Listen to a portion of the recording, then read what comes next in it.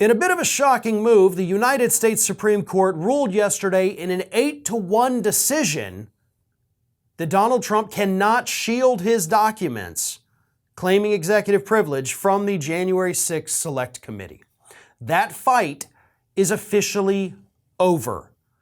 Donald Trump, as a former president of the United States, no longer has the authority, according to the United States Supreme Court, to claim executive privilege on anything. That privilege lies with the current president and the current president alone. And of course, this is what I had said would happen. And part of it has to do with the fact that this Republican-controlled Supreme Court would not want to give a future Democratic ex-president immunity, because that's what would have happened had they ruled with Donald Trump in this matter. So, 8-1, Clarence Thomas, of course, being the only dissenting vote, and he did not issue a dissent, so we don't know exactly what his rationale was. He just said, nah, screw it, Trump can have immunity. But the rest of them said, yeah, we're not going to go along with that.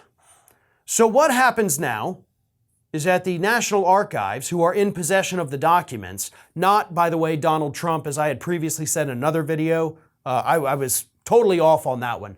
The National Archives has the documents, so Trump can do nothing at all to prevent them from being released, okay? He is not in possession of them. He can't take them and run out of the country.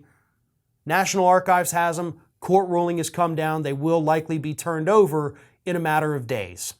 And of course, because this was a U.S. Supreme Court ruling, Donald Trump has nowhere else to appeal this to. It's over. The Supreme Court has issued their decision. Donald Trump is out of luck.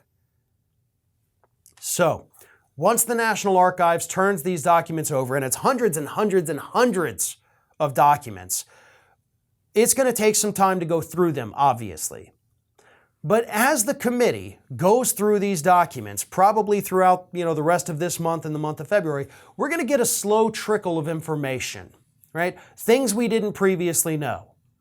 We may even get the video, by the way, of some of the earlier cuts of Donald Trump's speech on January 6th, where he was telling the rioters to go home.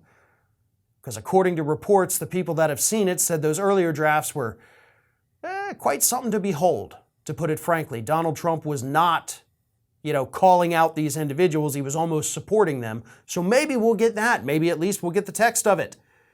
Who knows at this point? But one thing is for certain. Donald Trump has had a really bad week in the courts, really bad week with investigators.